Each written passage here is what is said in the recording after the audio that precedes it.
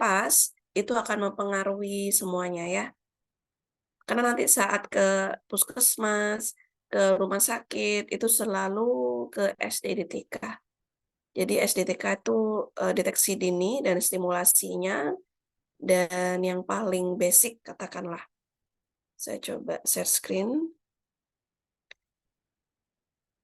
Baru tadi pagi saya kirim ke PJMK terkait slide PPT saya, kemudian ada bukunya ya. Kalian fokus ke buku nggak apa-apa, atau fokus ke PPT nggak apa-apa, nanti sebenarnya sumbernya ini benar-benar dari buku Kemenkes. Jadi SDTK itu yang memprakarsai itu adalah Kemenkes langsung. Jadi program utama Kemenkes sehingga nutrisi anak-anak, perkembangan anak-anak terjaga. Kayak gitu.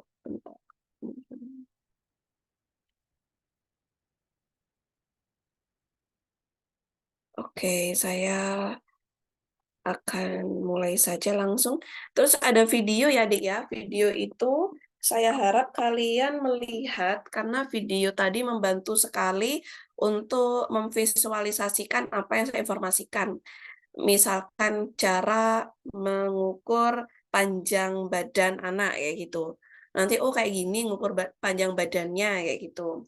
Terus ngukur berat badan kayak gini. Karena nanti hasilnya akan kalian apa ya untuk mengetahui apakah dia nutrisinya baik atau perlu menjadi perhatian kayak gitu. Dan ya coba dilihat aja tapi setelah saya mempresentasikan ini ya. Oke, jadi SDIDTK itu kepanjangan dari, saya coba off cam biar internet saya stabil.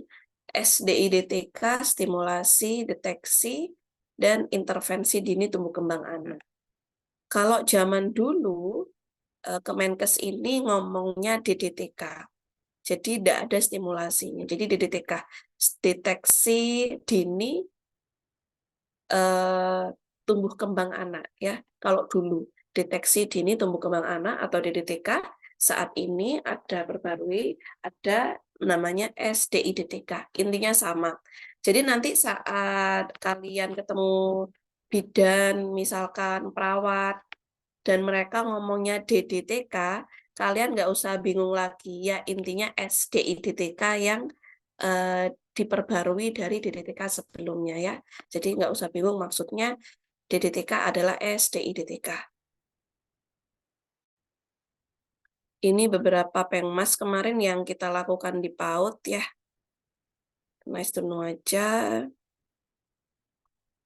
Oke, kita langsung ke bukunya, Dik ya. Jadi semoga PJMK sudah men-share PPT dan buku ya. Dan kita harus membedah semua buku ini, isinya maksudnya ya. Oke, yang pertama seperti yang saya bilang, untuk SDTK namanya tumbuh kembang ya. Jadi tumbuh kembang ini secara komprehensif, jadi keseluruhan deh, tinggi badan, panjang badan. Bedanya tinggi badan sama panjang badan itu apa? Kalau panjang badan itu diukur saat tidur, dan paling bagus diukur sebelum usia anak 2 tahun. Jadi sebelum anak 2 tahun, paling bagus panjang badan itu diukur saat anak itu tidur. Tapi saat dia usia 2 tahun ke atas, paling bagus anak ini diukur tinggi badannya dengan berdiri. Ya, jadi istilah tinggi badan itu kalau dia berdiri, dan harfiahnya untuk usia 2 tahun ke atas. Oke, jadi secara komprehensif tes daya dengar, tes daya lihat, masalah emosional, ADHD ya, GPPH, gangguan pusat perhatian, resiko autisme, perkembangan dasar semuanya ya. Sehingga nanti anak-anak Indonesia ini berkualitas. Sehingga kalau ada kekurangan, itu langsung bisa intervensi dini. Sehingga kekurangan-kekurangan tadi bisa selesai. Sehingga saat usia anak 6 tahun ke atas, dia sudah seperti usia pada umumnya. Dan sayangnya, saya jujur-jujuran ya, di Indonesia atau di Posyandu, terutama di Malang ini yang saya lihat, karena Posyandu itu bukanya setiap bulan sekali dan biasanya buka operasional katakanlah jam 8 atau jam 9 sampai jam 12 siang, sedangkan anak yang dicek di Posyandu itu bisa ratusan dengan keterbatasan perawat ataupun bidan. Sehingga karena banyaknya itu, mereka hanya mengecek tinggi badan, berat badan, lingkar kepala, kayak gitu. Tapi perkembangannya itu jujur saat ini masih belum dicek, kayak gitu. Padahal sekali lagi, data-data dari Posyandu tadi sebenarnya untuk mengisi form di SDIDTK ini. Karena laporan dari SDIDTK ini nanti ujungnya itu muaranya ke Kemenkes. Jadi hasil-hasil Posyandu itu dikumpulkan, hasil Posyandu ke puskesmas, hasil puskesmas tadi diarahkan ke Dinkes ya. Dinkes ini nanti ke Kemenkes. Pokoknya muaranya nanti ke Kemenkes sehingga Kemenkes bisa mengetahui apakah anak stunting, apakah anak gizi kurang, apakah perkembangan anak ini sudah banyak yang sesuai dengan usia, itu semua dari Posyandu. Jadi sebenarnya sepenting itu Posyandu, namun karena keterbatasan waktu, yang dicek itu masih tinggi badan, berat badan, dan juga lingkar kepala. Jadi sangat disayangkan sekali. Oke, jadi untuk lanjutan ya, dia kan pembinaan tumbuh kembang secara komprehensif dan berkualitas, yang seharusnya bukan hanya ada deteksi, tapi seharusnya juga ada stimulasi dan intervensi dini jika anak-anak mengalami penyimpangan pada masa 5 tahun pertama kehidupan. Ada yang 5 tahun, ada yang 6 tahun ya. Tapi kalau kita ngomong SDIDTK secara garis besar 6 tahun lah ya. Jadi tujuannya sebenarnya supaya tumbuh kembang anak optimal. Karena kalau tumbuh kembang anak optimal nanti akan membentuk generasi bangsa yang berkualitas. Anak yang sehat membuat bangsa yang berkualitas. Nah, isinya apa sih, Dek? Jadi SDIDTK itu isinya yang pertama ke pertumbuhan. Jadi di pertumbuhan tadi dia ada panjang badan atau tinggi badan, ada lingkar kepala, dan juga ada berat badan. Ini untuk pertumbuhan ya. Jadi tumbuhnya itu ada panjang badan, lingkar kepala, berat badan. Sedangkan untuk perkembangan ini ada kuesioner pra-screening perkembangan. Jadi sebelum dicek perkembangan anak, ada kuesioner sangat cepat. Jadi kayak quick deteksi dini lah ya, quick test. KPSP ini sangat cepat untuk mendapatkan hasilnya ya, karena bisa lewat wawancara dengan ibunya, yang rata-rata cuma 10 pertanyaan. Jadi langsung tahu hasilnya apa. Kemudian selain KPSP, ada tes daya dengar dan tes daya lihat. Kemungkinan perkembangan anak ini ada yang meragukan, tidak sesuai. Mungkin dia minus matanya, atau mungkin dia ada otitis media yang mengganggu tes daya dengar. Banyak hal yang bisa mempengaruhi perkembangan anak ini. Nah, selain ada pertumbuhan dan perkembangan, di DDTK ini ada penyimpangan perilaku emosional.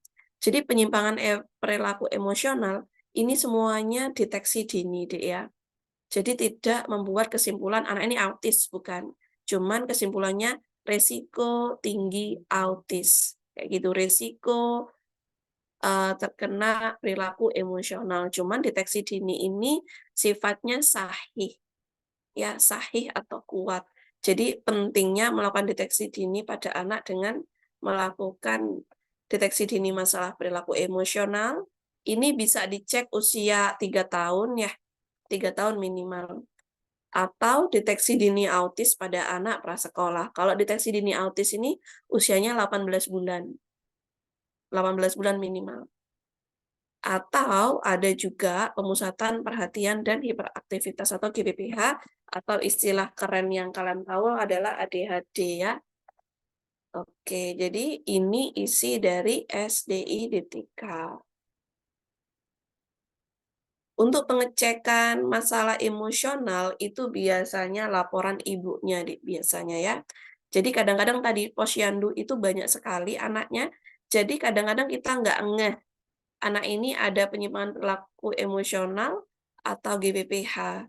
Kalau untuk tahu kita perlu tanya ke orang tua, "Ibu, kira-kira anak Ibu untuk tingkah lakunya apakah aktif atau tidak mau diam atau mengurung atau ada yang ingin Ibu ceritakan?" Kayak gitu.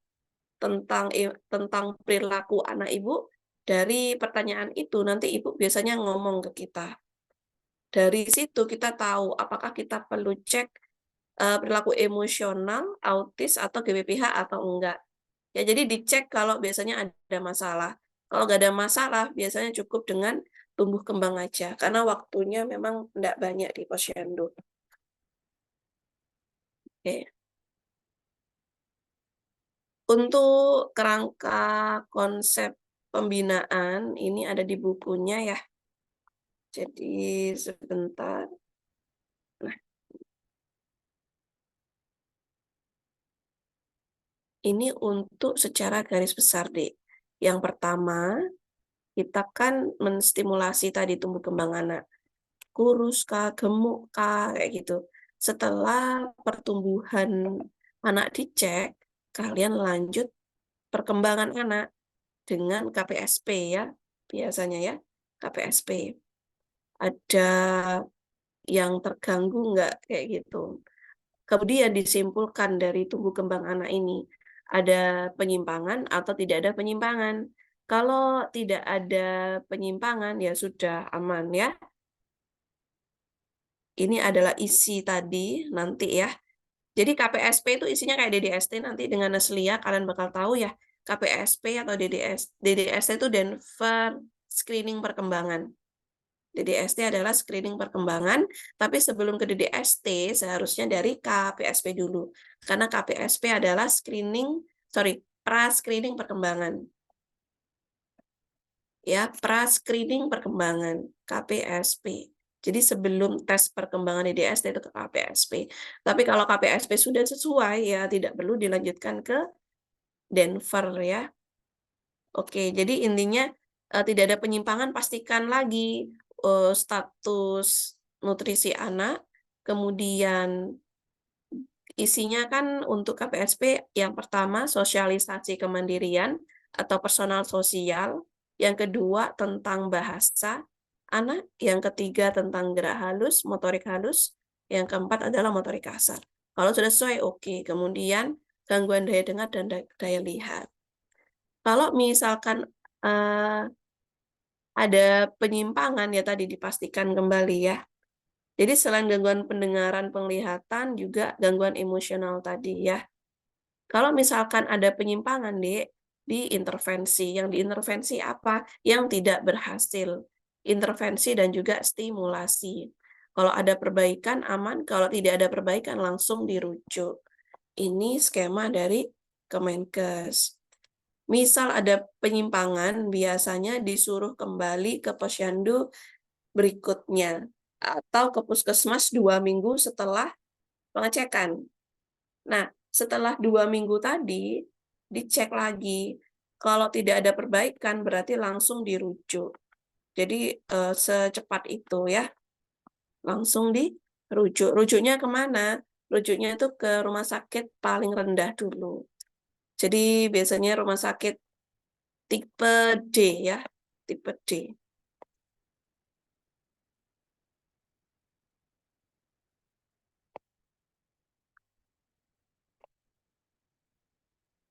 Nah, ini yang sudah kalian jelaskan kemarin ya. Jadi tidak perlu saya informasikan lagi tumbuh apa, kembang apa ya. Intinya isi dari perkembangan kemandirian sosial, bahasa, motorik halus, motorik kasar. Jadi walaupun anak ini motorik halus, kasar, bahasa bagus, tapi kemandirian personal sosial anak ini menyimpang, intinya perkembangan anak ini menyimpang. Jadi harus terapi sehingga anak ini tidak menjadi anak yang entah self esteem-nya rendah, harga diri rendah, insecure, atau mungkin rebel ya. Pokoknya intinya menjadi manusia yang sesuai hakikatnya intinya. Nah, ini faktor-faktornya. Faktor-faktor ini perlu diketahui untuk apa? Saat kalian tahu anak ini ada penyimpangan atau anak ini sesuai usia, kalian sudah tahu kira-kira kemungkinan faktor yang mempengaruhi anak ini di mananya. Apakah dulu saat melahirkan di vakum sehingga menyebabkan trauma kepala, sehingga anak ini perkembangan motorik kasarnya terganggu kayak gitu ya. Jadi banyak hal. Atau mungkin anak ini kurus karena memang saat ibu hamil kurus ya, atau sering muntah-muntah. Jadi atau ibu ini mengalami kecemasan. Makanya kenapa di posyandu atau di puskesmas untuk anak pertanyaannya lumayan banyak, khususnya buat anak yang tumbuh kembangnya tidak sesuai usia, karena untuk menggali di faktor mana kira-kira anak ini mengalami hal ini. Sehingga kalau sudah diketahui, akan tahu intervensinya apa. Jadi intervensinya langsung menembak ke faktor tadi. Tapi mostly itu ke gizi ya. Orang tua ke gizi di sini. Untuk di Indonesia, mayoritas gizi.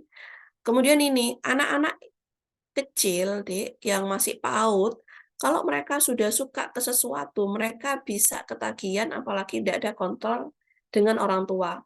Misalkan mereka suka cilok, ini real ya.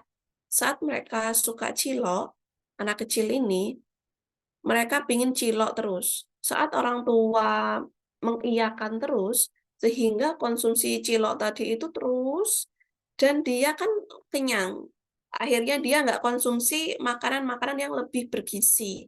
Sayuran, brokoli, wortel, yang bergizi tadi, atau daging, ya, telur. Sehingga nggak mungkin status gizi anak ini kurus, rambutnya ndak hitam ya. Beda dengan bule. Kalau Indonesia rambut ndak hitam pada anak kecil ya, salah satu indikator dia kurang gizi. Jadi kalau ada anak kecil di Indonesia rambutnya agak merah, pokoknya dia itu kayak itu loh, rambut jagung ya, kalau pernah lihat jagung kan ada serat-serat jagung tuh ya. Kalau rambutnya warna kayak gitu berarti salah satu indikator dia butuh ditingkatkan nutrisinya sehingga bisa hitam ya. Oke, jadi sosioekonomi, cuman sebenarnya untuk sayur-sayuran sama yang mentah-mentah itu kan nggak mahal ya. Kalau di desa ya, maksudnya mereka biasa konsumsi sayuran seperti itu atau tempe tahu itu juga tidak mahal untuk mereka ya. Sehingga biasanya memang ke gizi dan pola pemberian makan orang tua yang kurang. Oke, nah yang paling sering ditemukan yang mana biasanya ini Dek sekarang ya, eh, hari ini katanya termasuk generasi alfa, jadi mulai lahir sudah ada gadget. Dan ternyata banyak atau beberapa riset, kalau kalian lihat, anak yang lepas kontrol gadget, dia tidak terlalu suka bicara. Sehingga sosialisasi mereka kurang, empati kurang, terutama pada saat kecil, mereka bahasanya mengalami keterlambatan. Dan ini sangat disayangkan sekali. Karena kalau mereka nggak suka ngomong, padahal hidup kita adalah social life itu harus ngomong. Ya harus suka ngomong memang manusia itu. Tapi kan ya bukan gibah atau apa kayak gitu. Maksudnya kalau anak ini dari kecil sudah nggak suka ngomong itu beda dengan dia pendiam ya. Nggak suka ngomong itu kalau ada keterlambatan memang. Positif dia keterlambatan. Jadi seharusnya dia harus bisa ngomong 3 kata, tapi dia benar-benar nggak bisa. Dia nggak bisa jawab pertanyaan kita pada usia-usia tertentu. Ya itu, dan ternyata gadget yang lepas kontrol dari orang tua itu mempengaruhi anak mengalami gangguan bicara dan bahasa. Sayang sekali. Terus ada cerebral palsy dari sistem saraf pusat pastinya, sindrom Down pastinya ya. Kemudian stunting di sini, Dek. Jadi Indonesia termasuk stunting nomor 4 di dunia. Jadi jangan heran Indonesia kecil-kecil ya, karena ya itu tadi status nutrisi kita. Kemudian ada termasuk sering untuk resiko autisme, retardasi mental atau intelligentsia insufficiency. Jadi kalau di luar negeri nanti kalian sekolah misalkan ya, jangan ngomong retardasi mental karena mental retardation itu sedikit negatif istilahnya. Jadi diganti intelligentsia insufficiency kayak gitu. Kemudian GPPH atau ADHD. Peran perawat kita ya. Jadi sangat penting sekali. Yang pertama, kita harus menentukan status gizi anak. Status gizi itu dilihat dari tinggi badan sama berat badan biasanya, atau sama usia. Tapi saya prefer tinggi badan, berat badan, usia. Kemudian pengukuran lingkar kepala, kita wajib, sehingga untuk mengetahui anak ini resiko hidrosefalus atau enggak. Atau anak ini mikrosefali, yang kepalanya lebih kecil. Kemudian kita wajib bisa melakukan perkembangan dini, tes perkembangan dini dengan KPSP, terus bisa tes daya dengar, tes daya lihat, kemudian ini masalah emosional ya, masalah perilaku emosional, mengisi kuesioner masalah perilaku emosional, autis jika ada keluhan, GWPH jika ada keluhan. Setelah kalian melakukan semuanya, kalian harus mengisi di formulir DDTK, lakukan intervensi, dan rujuk kalau misalkan diperlukan. Jadi ini yang perlu kalian lakukan di SDI DTK. Kalian ada nanti checklist seperti ini. Checklist ini maksudnya apa? Bukan checklist ini, Dek. Informasi-informasi untuk mengetahui pada usia ini, anak ini perlu dicek apa.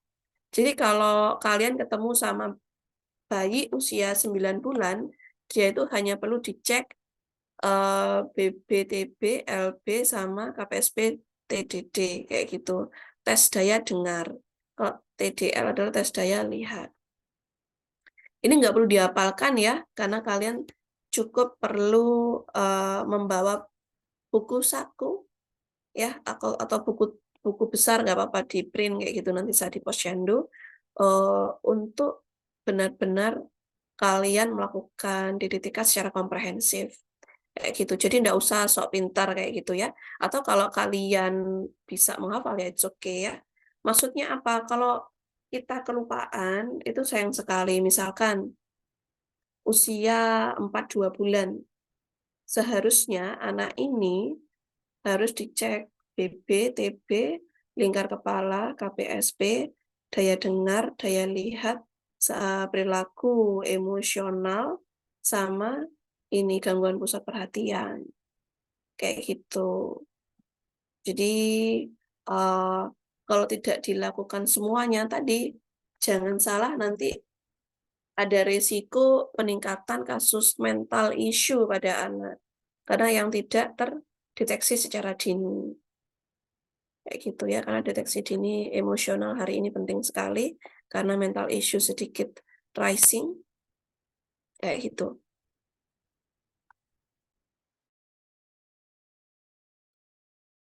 Untuk autis, mulai usia 18 bulan hingga 36 bulan. Jadi di atas 36 bulan sudah menggunakan kuesioner yang lain. Tapi untuk usia 0 bulan sampai 72 bulan, lebih baik untuk pengecekan deteksi dini autis itu tanyakan usia 18 bulan. Jadi enggak telat kayak gitu deh.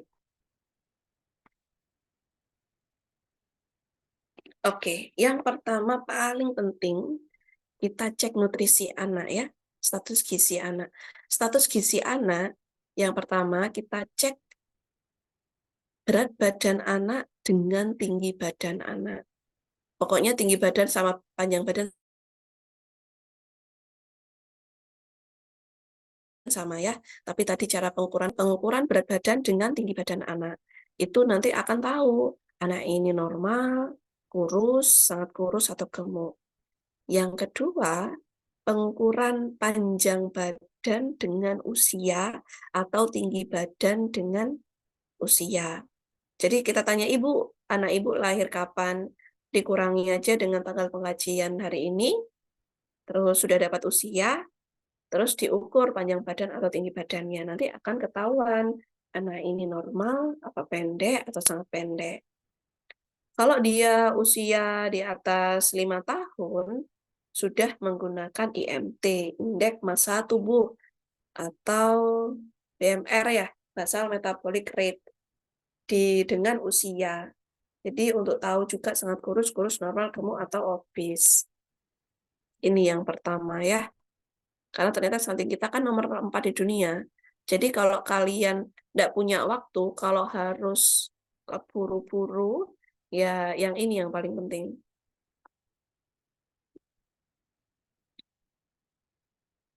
Nah, di buku tadi nanti kelihatan, Dek.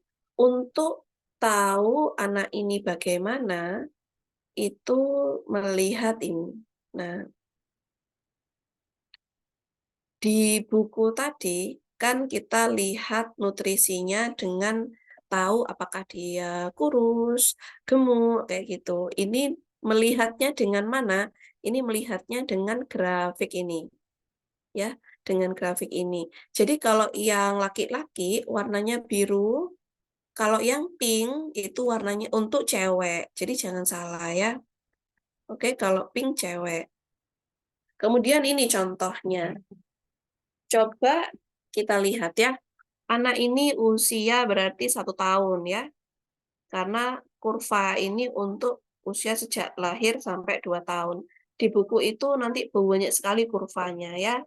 Jadi jangan salah menempatkan kurva karena ada usia-usianya. Jadi kalau usia 0 0 sampai 36 bulan ya fokus aja 0 sampai 36 bulan. Kalau ini Dek, ini sorry, ya ini 0 sampai 24 bulan. Jadi hanya sampai 2 tahun. Terus panjang badan anak laki-laki ini 90 cm. Di sini 90 cm. Terus BB anak ini 12. Ini 12 ya. Jadi didrak aja. Berarti anak ini ada di -1 ya. Ini. Jadi ini Z-score istilahnya. Z-score ini apa? Z-score di standar deviasi 2 sampai 3, 1, 0, -1, -2, -3. Jadi tadi kan kalian cek ini adalah ada di -1. Kalau standar deviasi di -1 apa? Nah, ada di sini, Dek, -1. -2 sampai 2 itu masih normal. Jadi anak ini normal. Berikan pujian kepada ibu ya. Seperti ini. Di sini Z-score, Z-score terus SD ini maksudnya standar deviasi. Jadi untuk tahunnya biasanya Z-score-nya di SD 2 sampai -2 ini normal. 2 sampai -2. Tapi di bawah -2 ini kurus, di bawah -3 ini sangat kurus, di atas 2 dia gemuk, di atas 3 dia obes. kayak gitu. Jadi kalau dia di -1, dia masih normal.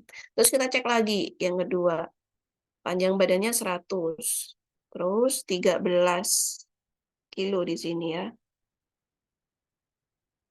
Ini kalau kalian nanti lihat kurva, Dek, harus pakai penggaris ya. Jadi penggaris, penggaris terus ketemu titik benar-benar. Jadi nggak kayak saya kayak gini karena saya ada di share screen jadi nggak bisa apa namanya menandai pakai penggaris supaya yang kalian tentukan di kurva itu tepat ya, tepat 100%.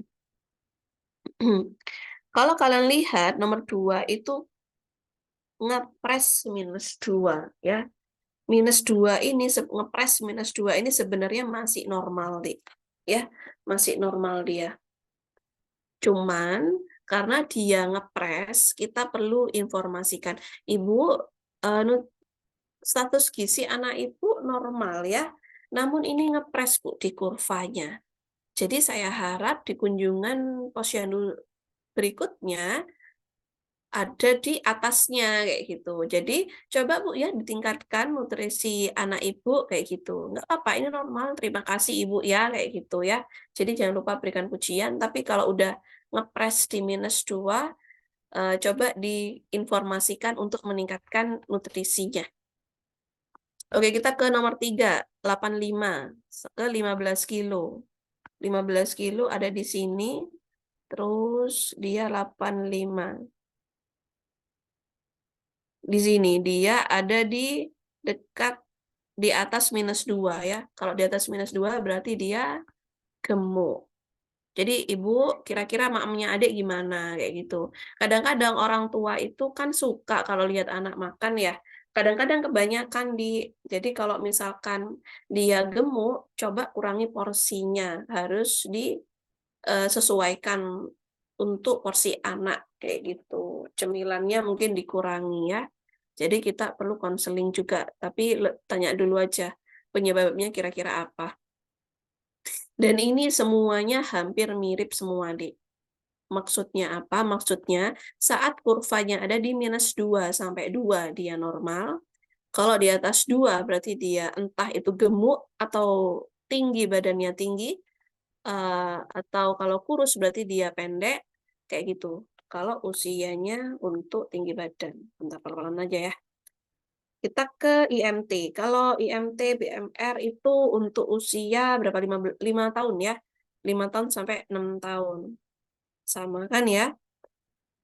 Jadi oh oke, oke. Ini untuk usia 5 tahun, ini ada perbedaan, Dik. Maksudnya, kalau -2 sampai 1 dia normal. Tapi kalau dia di bawah -3 sampai -2, berarti di bawahnya ya -2 berarti dia kurus. Maksimal, oh sama ya dia. Di bawah 3 sangat kurus, di atas 2, di atas 1 gemuk. Oke, oke, coba kita lihat aja deh. Makanya kenapa buku SD IDTK tadi perlu di-print deh ya. Perlu di-print untuk benar-benar mengetahui anak ini di SD berapa. Di SD berapa? Maksudnya apakah di 1 ke 2 atau 2, 3 atau yang lain. Jadi nanti langsung tahu. Oke, untuk IMT ini kilogram per meter kuadrat ya, dalam meter. Oke, nggak ada contohnya ya. Sama, pokoknya misal ini usianya, nah usianya coba dilihat deh. Usianya ini month and years ya. Untuk IMT kan mulai usia 5 tahun. Berarti ini usia sudah, ini years, ini 5, kemudian atasnya tuh month ya. Jadi 5 tahun, 3 bulan, 6 bulan, 9 bulan, 6 tahun, 3 bulan, 6 bulan, 9 bulan. Jadi jangan sampai miss untuk ini. Kemudian yang di atas ini BMI-nya. Jadi kalian dapat BMI, misalkan dia BMI-nya di mana ya? Di 1 ke 2, coba kita cek. 1 ke 2 dia berarti sudah gemuk berarti. Ya. Dia itu normal untuk usia 5 tahun ke atas kalau -2 sampai 1 saja. -2 sampai 1 saja. Karena dia sudah agak besar. Ini sampai usia 19 tahun ya. Kalau kalian masih 19 tahun pas atau kurang dari 19 tahun, kalian bisa cek ini. Kalian normal atau sedikit gemuk atau kurus ya. Kemudian kita ke tinggi badan atau panjang badan. Sekali lagi usianya ya. Untuk kalau dia sampai 5 tahun itu mirip-mirip, -2 sampai 2 dia normal, kurang dari 2 sampai -3 dia pendek, kurang dari -3 dia sangat pendek, di atas 2 dia tinggi. Jadi yang 0 sampai 60 bulan itu mirip-mirip. Ya, jadi kalau dia ada di -2 sampai 2 dia masih normal tinggi badan. Kalau dia di bawah -2 sampai ke -3 dia pendek. Di bawah -3 dia sangat pendek ya. Terus di atas 2 dia tinggi, di atas 3 dia sangat tinggi. Ini sama ya.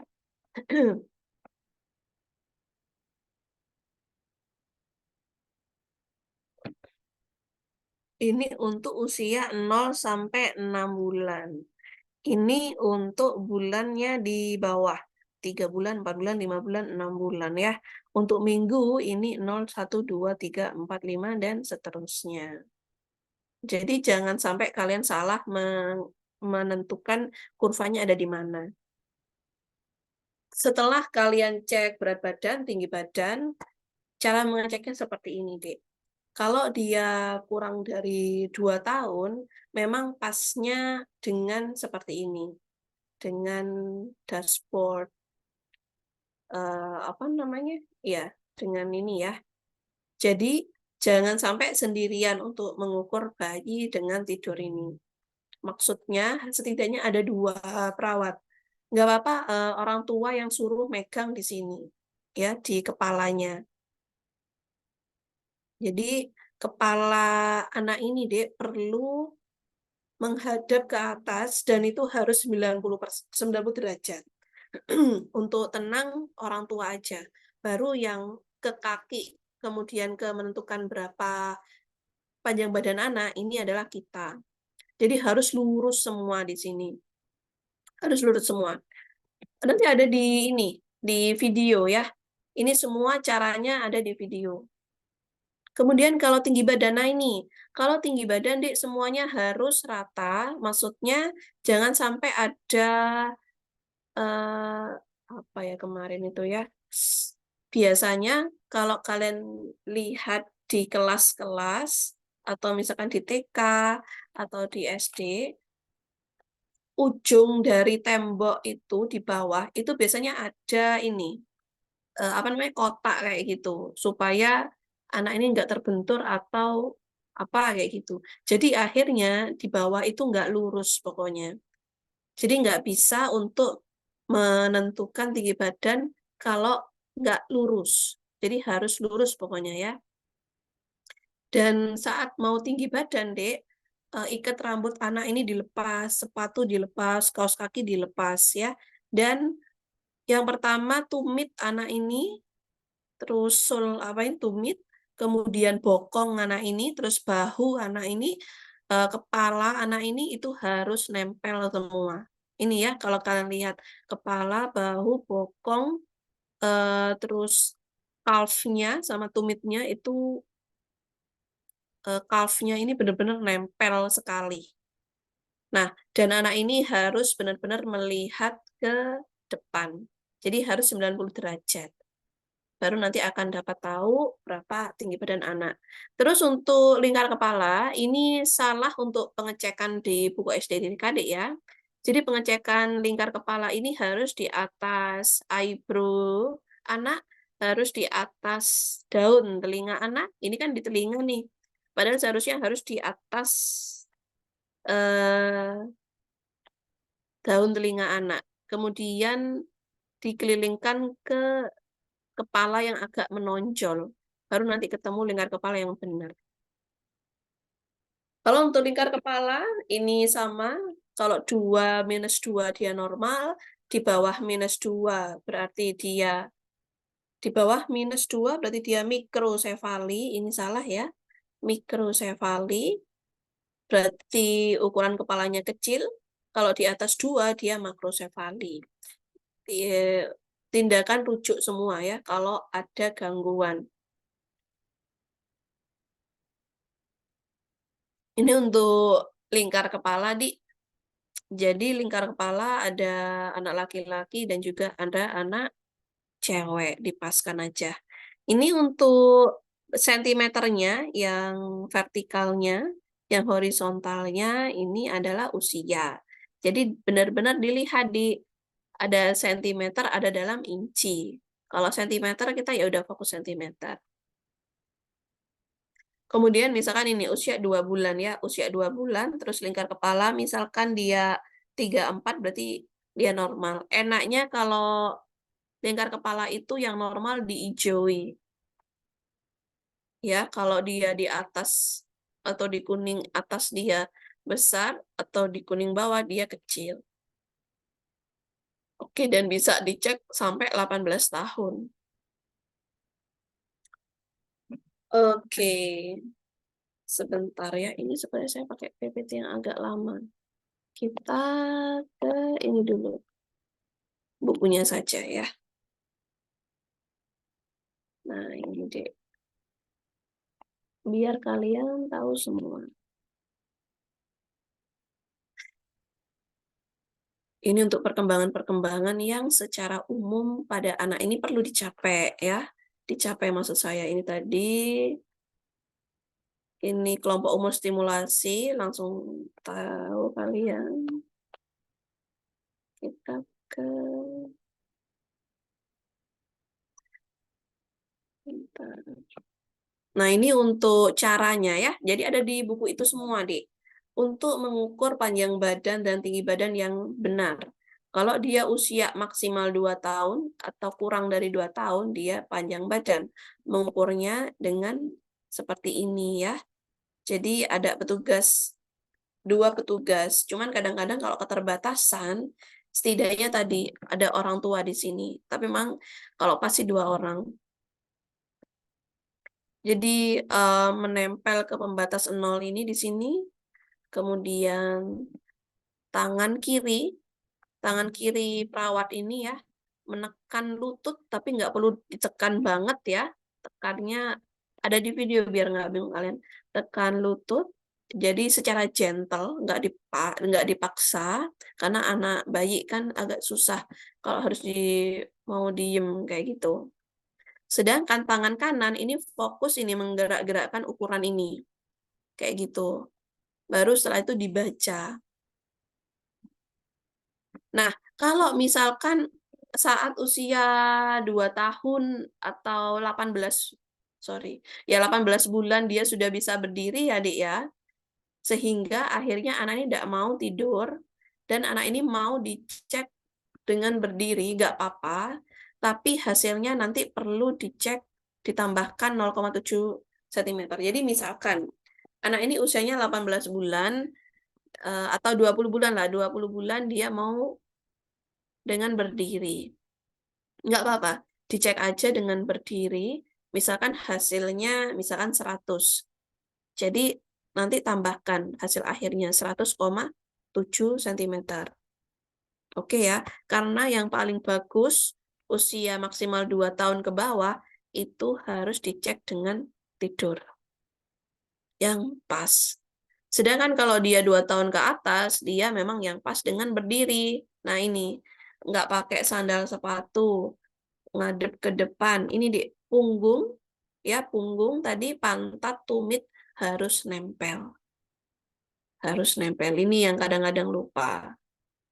Nah, kalau misalkan anak ini lagi males, misalkan ya mau diceknya atau mungkin sakit, dia nggak bisa dicek dengan berdiri, dan dia maunya dengan tidur, nggak apa-apa. Biasanya dengan Medline ya, apa itu namanya, pengukuran yang Medline ya, dia bisa dicek dengan itu, hasilnya dikurangi 0,7 cm.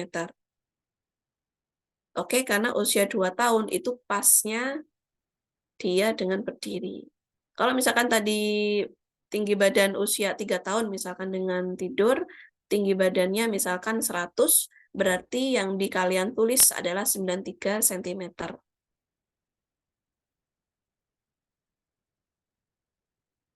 Oke, ini lingkar kepala tadi yang sudah saya informasikan. Ini ya, jadi dia ini benar-benar melewati dahi di atas alis mata, di atas kedua telinga ya. Jadi gambarnya kurang representatif di sini. Dan bagian belakang yang menonjol, tarik agak kencang, baru dapat nanti.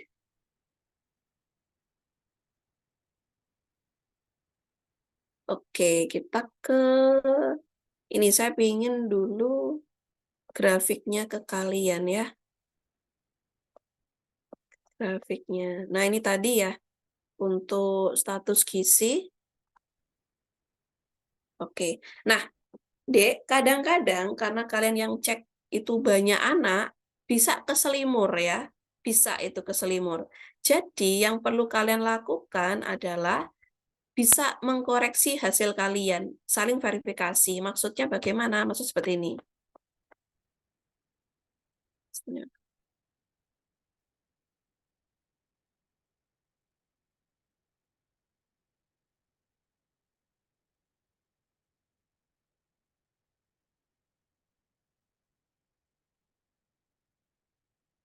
Nah, ini ya. Jadi tadi, misalkan anak ini kita ke status gizi anak ya, berat badan dengan tinggi badan. Misalkan anak ini usia 1 tahun ya, 1 tahun terus tadi berapa? 90 cm, terus 12 kilo, 12 kilo dia 90 cm. Nah, kalian kan oke, dia ada di SD-1, berarti dia normal. Kan kamu cuma nulis normal kayak gitu kan. Untuk mengecek ini, kalian bisa verifikasi dengan tabel. Tabelnya di mana? Di sini, Dek. Nah, ya, verifikasiin dengan ini. Kalau sudah benar, ya sudah, berarti kalian fix. Ini gimana Bu cara bacanya gini? Ini lihat judul dulu. Berat badan dengan panjang badan. Usia 0 sampai 24 bulan, bener kan? Tadi kan usia 1 tahun, ya. 1 tahun, berarti kita bisa pakai ini. Untuk yang kanan itu untuk cewek, yang kiri untuk laki-laki ya. Tadi panjang badannya berapa? 90 ya. 90. Oh ya deh, ini jadi panjang badan ya. Ini kalian lihat panjang badan. Terus ini berat badannya. Ya, berat badan. Ini berarti berat badan anak ini. Terus kalau ini adalah panjang badan, kita cari 90. Nah, 90 pas di sini. 90 terus tadi BB-nya berapa? 12. Kan 12 kilo kan? Nah, ada di sini. Dia ada di normal karena SD-nya di -2 sampai 2. 2 SD sampai -2. Jadi normal. Sehingga yang kalian sampaikan di kurva itu sama dengan tabel terverifikasi. Jadi pasti anak ini status gizinya normal, kayak gitu. Terus kita coba lagi yang cewek ya. Yang cewek terus dia usianya misalkan 50 bulan ya. Cewek, anak cewek 50 bulan. Status gizinya bagaimana? Misal tadi samalah 90, BB-nya 12 ya. Kita cek 12, terus harus pakai penggaris ya, Dik ya. Kemudian ke 90. Nah, di sini ya. Jadi anak ini ada di SD 0 sampai -1. Ya, 0 sampai -1 ada di sini ya. Tentang 0 sampai -1. Nah, sama. Dia adalah 0 sampai -1 tuh dia normal ya. Kita cek lagi.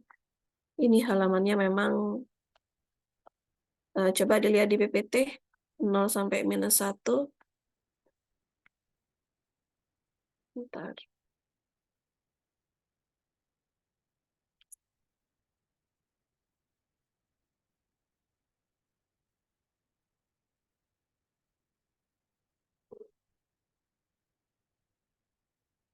Sama ya, 0 sampai -1 itu dalam rentang -2 sampai 2, dia normal. Untuk tahu, kita perlu verifikasi tadi. Dia usia 5 tahun, 5 sorry, 50 bulan, 90, 12. Terus kita cek di tabelnya. 50 bulan. Ini 0,24 bulan berarti bukan yang ini ya. Kita cari yang 50 bulan. Nah, di sini umur 24 sampai 60 bulan. Berarti di sini. Terus kita cek yang cewek. Terus tadi panjang badan sama 90. Nah, panjang badan 90. Terus dia ada di 12. Nah, sama ya. Berarti anak ini normal. Jadi sudah terverifikasi di dua-duanya. Berarti anak ini normal. Gitu deh kalau nanti kalian mengecek ya. Terus kita balik ke atas dulu.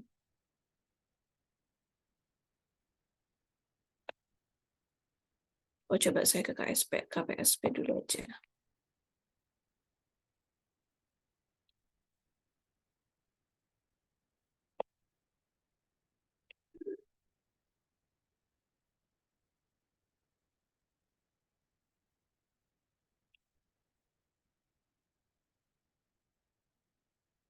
Pokoknya tahu data, langsung ke kurva, langsung ke tabel, dapat kesimpulan ya. Oke. Nah, kita ke perkembangan. Sebenarnya ada tes Hayden atau saya lihat ya, nanti aja wis. Kita ke perkembangan. Namanya adalah KPSP ya. Jadi deteksi dini paling dini untuk tahu perkembangan itu lewat KPSP ya. Dan ini yang buat Kemenkes langsung. Dan isinya commonly itu 10 pertanyaan dan dijawab oleh orang tua atau caregiver-nya. Kalau iya bisa, kalau tidak bisa. Semudah itu. Tidak ada kadang-kadang atau mungkin tidak ada bisa atau tidak bisa. Dan karena memang deteksi dini ya, deteksi yang sangat cepat ini jadi punya kelemahan pastinya dan kurang representatif. Cuman kalau untuk tahu representatif atau enggak, memang bisa dilihat dari DDST. Dan untuk tahu secara garis besar dan secara yang cepatnya memang KPSP. Karena itu deh, kenapa KPSP ini dibuat, fenomena banyaknya anak-anak yang di posyandu dengan keterbatasan jumlah perawat atau bidan, dengan banyaknya anak-anak dengan waktu yang tidak lama, dan anak-anak ini harus dicek perkembangannya, jadi mau tidak mau memang kita buat KPSP ini. Jadi secara umum bisa mewakili DDST sebenarnya secara umum. Cuman dia ada kelemahan. Tapi nggak apa-apa. Untuk deteksi dini pakai KPSP gitu, As. Biar kalian nggak bingung. Jadi untuk KPSP dia ada 9-10 pertanyaan singkat ya. Mulai usia 3 bulan. Tapi usia dia bawah 3 bulan nggak apa-apa. Minimal tiap 3 bulan. Jadi kalau udah dicek usia 3 bulan, berarti 3 bulan berikutnya dicek lagi. Sampai usia 2 tahun. Gini maksudnya, kalau dia mulai lahir sampai usia 2 tahun, minimal per 3 bulan. Tapi kalau sudah di atas 2 tahun sampai 6 tahun, dia ceknya minimal tiap 6 bulan. Dan tujuan untuk KPSP intinya untuk tahu perkembangan anak ini sesuai usia atau enggak. Dan kalian harus siapin mainan di sini ya. Biasanya mainannya kalau di enaknya kita ada Shopee enak di Shopee itu ada DDTK Kit kayak gitu, atau Denver Kit itu dibeli aja, biar dia satu paket dan ndak hilang kayak gitu. Dibandingkan kalian setiap mau posyandu, kalian mencari bola karet, plastik seukuran bola tenis, kerincingan, kubus, biskuit kecil kayak gitu. Sekarang ada gampangnya, tinggal beli Denver Kit ya. Isinya dia ada boneka, ada garpu, ada botol susu, ada balok, ada kismis, kerincingan. Itu eh, ada semua. Jangan lupa yang ini krayon ya, kertas itu perlu. Nah, ini contohnya, Dik. Jadi contohnya ini yang langsung aja ke DDTK ya. Sorry, ke buku aja. Jadi mohon maaf kalau saya bolak-balik stop share sama share screen ya.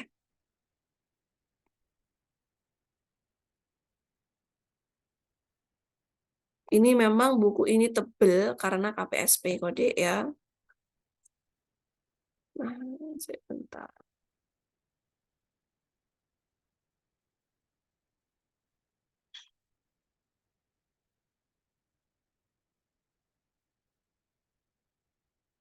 Nah, kalian memang harus ini apa namanya mengetahui usia anak ini. Memang kan paling awal dia 3 bulan ya. Tapi kalau dia usia 2 bulan dicoba sebenarnya nggak apa-apa kayak gitu. Karena kalau kalian lihat di tabel stimulasi itu,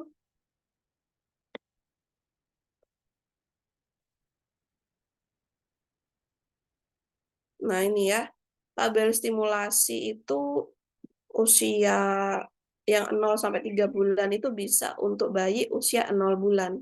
Tapi mungkin banyak yang tidak terselesaikan ya, karena memang rentang waktunya 3 bulan. Jadi amannya ya sudahlah, kalau dia usia 3 bulan baru dicek KPSP.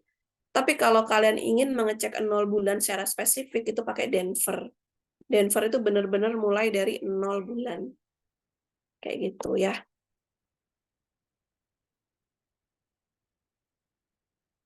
Nah, kita ke yang paling ini dulu. Nah, jadi gini, Dek. Kalian siapin aja untuk Denver Kit ya. Terus kita tanya ke ibunya. Untuk KPSP memang dengan bertanya ke ibunya, tapi tidak sedikit yang membutuhkan kita perlu melihat langsung. Misalkan eh, ini pada waktu bayi terlentang, apakah masing-masing lengan dan tungkai bergerak dengan mudah? Nah, ini kan perlu melihat langsung. Jadi bayi diterlentangkan aja. Kayak gitu. Kita lihat apakah kedua tungkai atau lengan bayi ini bergeraknya terarah atau tidak terkendali. Kayak gitu. Jawabannya hanya iya dan tidak. Intinya ya, apakah masing-masing lengan dan tungkai bergerak dengan mudah? Oh, kelihatan nih. Kan kalau bayi gak mau diem kan, kalau kalian ingat ya, dia iya gitu. Pada waktu bayi terlentang, apakah ia melihat dan menatap wajah Anda? Kayak gitu. Kalau bayi itu nangis, biarin yang melakukan ibunya. Tapi kita minta ibu untuk melakukan apa yang kita inginkan. Jadi kayak gini, ibunya aja, ibu coba bayi ditelentangkan bu, ya kayak gitu. Oke, ibu coba ibu apa tersenyum ke anak ibu atau apa namanya menggelitiki gitu.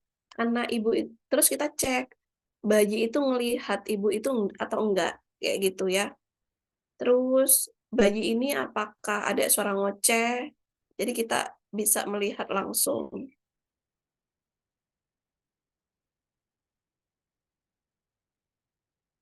Kemudian apakah bayi suka tertawa keras walau tidak digelitik atau raba-raba? Ini biasanya kadang-kadang di puskesmas atau posyandu tidak terlihat karena anak ini mungkin takut atau apa. Jadi kita bisa menggunakan wawancara dari ibu.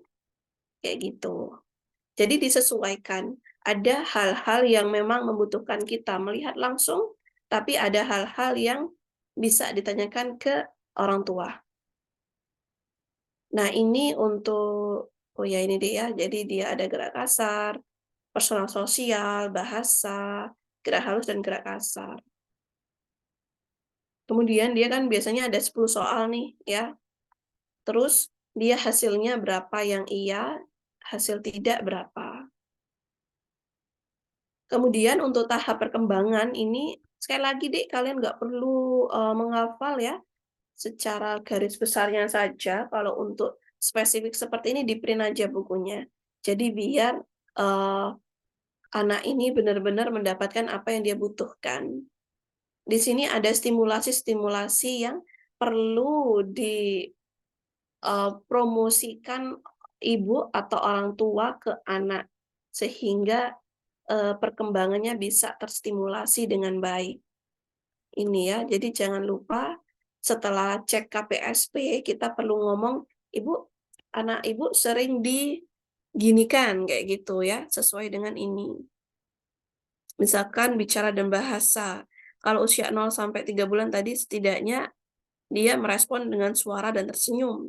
Jadi stimulasi, Ibu ajak bayi Ibu sering tersenyum, kayak gitu. Sesering mungkin ngobrol, walaupun bayi ini juga nggak tahu, tapi tadi, mereka ini proses sensoriknya tinggi sekali impulsnya ya.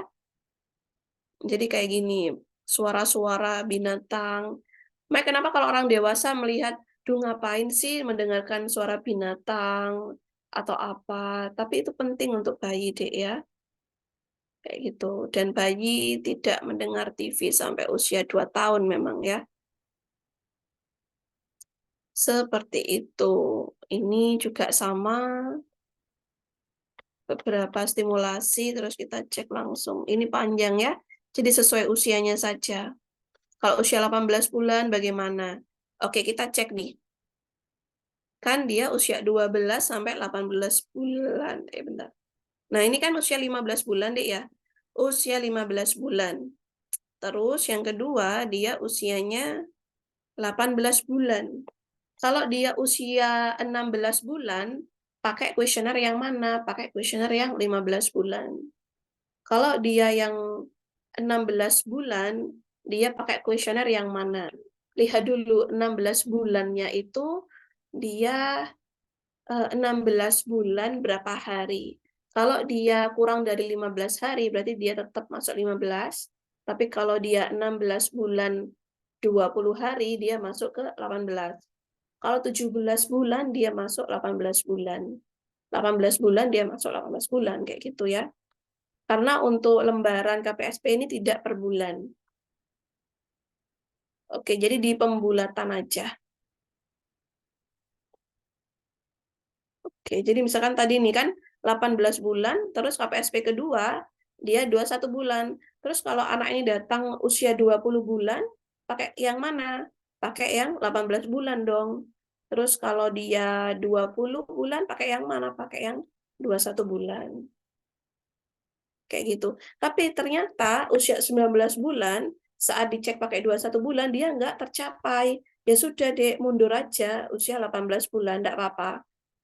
Mundur usia 18 bulan, karena belum genap ke 21 bulan. Terus yang tidak terselesaikan yang mana, itu distimulasi. Ini stimulasinya yang mana? Stimulasi yang nggak bisa, sama yang tambahan-tambahan ini. Jadi lumayan banyak ya. Oke.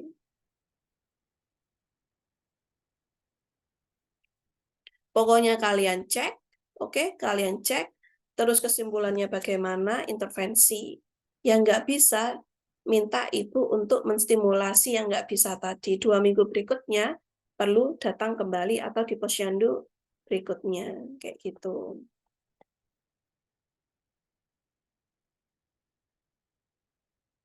Oke, bentar. Nah, terus kesimpulannya, kesimpulannya nggak ada di sini. Oke, kita kebalik. Seperti itu untuk KPSP.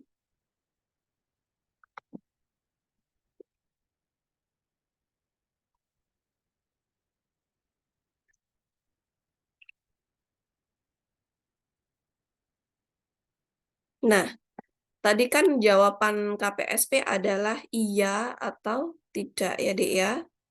Kalau iya dia bisa, pernah, sering, kadang-kadang. Kalau tidak, berarti memang tidak pernah atau tidak tahu. Nah, tadi kan soalnya 10 ya. Kesimpulannya kayak gini. Kalau anak ini ianya jumlahnya 9 sampai 10, ininya cuma satu yang tidak, berarti dia sesuai dengan tahap perkembangan. Kesimpulannya adalah sesuai. Tapi kalau ianya 7 sampai 8, berarti dia meragukan. Oke, kalau ianya kurang dari 7 atau ianya hanya 6 ke bawah, berarti dia penyimpang. Oke, jadi kalau dia 9, ianya sampai 10 dia sesuai tahap perkembangan. Kalau 7 sampai 8 dia meragukan. Kalau kurang dari 7 dia penyimpangan. Ya nggak bisa harus dirinci yang mana. Karena untuk stimulasi. Berarti untuk kesimpulan KPSP ada 3 kesimpulan: sesuai, meragukan, penyimpangan. Oh sorry, sesuai, meragukan, kemungkinan ada penyimpangan ya. Kalau penyimpangan itu menggunakan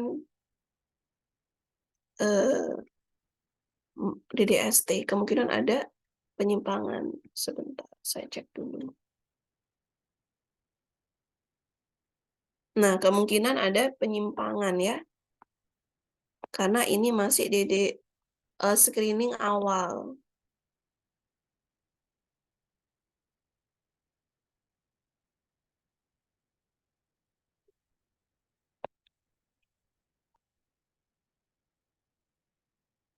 Bentar.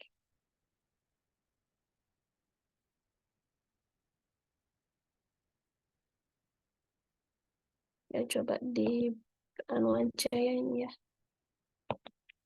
Jadi kesimpulannya sesuai usia, meragukan, dan kemungkinan ada penyimpangan. Kalau dia sesuai apa yang harus kalian lakukan? Dipuji ibunya, diteruskan pola asuhnya, teruskan stimulasi tadi ya, sesuai tahap perkembangan, dan tetap aja rutin. Kalau dia 2 tahun ke bawah tiap 3 bulan, kalau dia di atas 2 tahun sampai 6 tahun, tiap 6 bulan. Oke? Nah, jadi seperti ini. Kalau dia meragukan, bagaimana? Kita tetap beri dukungan ya. Jangan lupa bahasa-bahasa emosional memuji, mendukung, itu untuk ibu itu adalah hal yang luar biasa. Jadi tidak apa-apanya, mungkin tidak ada apa-apanya dengan prestasi yang dia dapat saat dia kecil. Jadi anak itu adalah yang paling berharga buat ibu. Jadi saat kita menginformasikan, ibu, alhamdulillah ya, tahap tumbuh kembang anak ibu sesuai usia, kayak gitu. Itu ibu itu sudah sangat suka sekali ya. Jadi jangan lupa didukung ibunya, terus stimulasi tadi, Dek, ya, stimulasi. Kemudian mana yang nggak bisa, itu apa, stimulasi. Jadi setidaknya, misalkan anak ini nggak bisa, atau dia tidak tahu 3 kata yang seharusnya dia tahu. Jadi misalkan lapar, haus, minum, misalkan ya, itu dia tidak paham masih. Itu sering aja ibunya ngomongin 3 kata tadi. Dan lumayan intens, sekitar 13 jam lah per hari kayak gitu.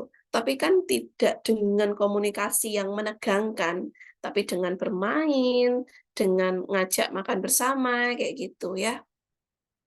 Jadi stimulasi, terus kalau ada penyakit, misalkan anak ini kok kelihatan pucat, apa anemia ya, kayak gitu. Karena kalau dia sudah anemia, dia lemes, akhirnya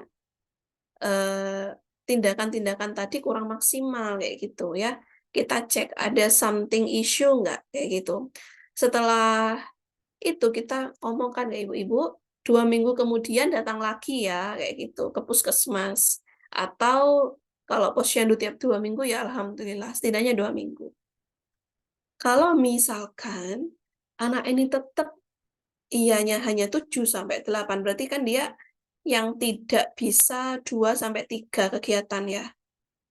Dia kesimpulannya menjadi ke kemungkinan ada penyimpangan yang perlu dirujuk ke puskesmas atau rumah sakit terdekat.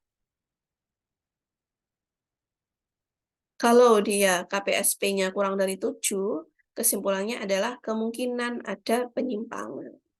Yang perlu dilakukan adalah segera rujuk ke puskesmas. Jangan lupa ditulis yang tidak bisa yang mana aktivitasnya. Misalkan gerak kasar bagian tadi, misalkan nggak bisa lompat dengan satu kaki, misal ya. Oke, kita ke tes daya dengar. Jadi daya dengar, namanya daya dengar deh ya.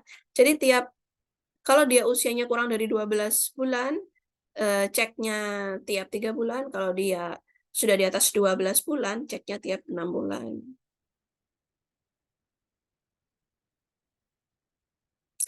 Untuk yang pertama, jadi enaknya kalau dia kurang dari 24 bulan, Dek, pertanyaannya semua ke orang tua, ya. Semuanya ke orang tua, pertanyaannya. Terus minta orang tua ibu yang kalau bisa, iya, itu dilakukan dalam sebulan. Kalau lebih dari 2 bulan berarti tidak, ya.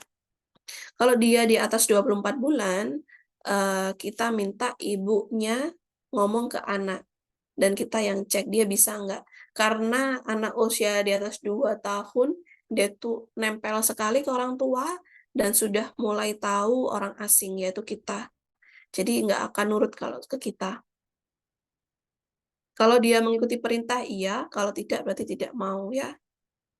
Nah, interpretasinya bagaimana? Kalau dia satu aja yang tidak, sudah ada kemungkinan gangguan, Dik. Tindak lanjut yaitu rujuk. Nih, jadi kalau kurang dari 24 bulan, tanya ke orang tua. Jadi ibu kira-kira anak ibu tuh sering ngomong A, U, kayak gitu ya. Jadi yang gampang-gampang aja ini sebenarnya. Terus saat ibu ngomong, bayi ini melihat ibu enggak? Kayak gitu. Apakah bayi kaget kalau mendengarkan suara kayak gitu? Kagetnya itu kelihatan bayi mengejapkan mata, nafas lebih dekat, cepat kayak gitu ya. Jadi gampang-gampang kok, Dek. Terus kalau usia 3 bulan sampai 6 bulan, bayi ibu ini pernah enggak tertawa keras kayak gitu dalam sebulan tadi ya? Kayak gitu. Kalau tes daya lihat ini, oh ya, kuesioner ini semua ada di buku SD DTKD ya. Kalau tes daya lihat, dia ini usianya mulai 3 tahun. Jadi sebelum 3 tahun eh, belum ada ya. Coba nanti dicek kembali di checklist tadi. Jadi 3 tahun baru bisa cek tes daya lihat dan kunjungan ulangnya tiap 6 bulan. Dan istilahnya untuk tes daya lihat itu poster E. Jadi kalau kalian dengerin poster E mana itu untuk tes daya lihat pada anak. Yang perlu dilakukan ini ya. Jadi poster E ini dibolak-balik E-nya dari paling besar sampai ke paling kecil. Jadi poster E tadi setinggi pandangan anak, sejauh 3 meter ini yang mungkin sering nggak sesuai ya, harus 3 meter. Terus ajarkan sampai anak mengarahkan dengan benar. Jadi anak ini pakai lembaran juga di sini. Yang E juga. Di anak ini ada tulisan E juga. Kemudian saat kita menunjukkan yang ini, anak ini harus sesuai dengan yang ditunjukkan E-nya. E-nya ke kanan ya, berarti E-nya ke kanan kayak gitu ya. Jadi kita cek dari baris satu terkecil ya. Biasanya di anak ini rata-rata 3 baris atas. Yang terbesar, middle, sama yang kecil pertama itu mayoritas yang bisa dilihat oleh anak. Kadang-kadang yang ke bawah sering nggak bisa lihat. Terus kita ke interpretasinya di sini. Jadi kalau preschool berarti kan kurang 6 tahun ya. Anak ini tidak ada masalah kalau eh, kalau misalkan dia tidak bisa melihat di baris keempat. Tapi setelah dia preschool, Kalau ada gangguan di baris ketiga, berarti dia ada masalah. Intinya gini, wes, ini kan ada 4 baris ya. Secara garis besar, kalau dia masih bisa melihat 3 baris ini, dia normal gitu. Kayak gitu ya. Intervensinya kemungkinan gangguan, terus minta datang lagi. Kalau hasil sama, ya sudah dirujuk. Ini ya, jadi dapat mencocokkan kartu E sampai baris ketiga. Oke, kita ke perilaku emosional, Di. Jadi perilaku emosional tadi kalian lihat ya, dia usia 3 tahun mulainya. Rutinnya tiap 6 bulan. Oke, emosional ini berpengaruh banyak terhadap jiwa anak nanti saat dewasa. Kayak gini ya pertanyaannya.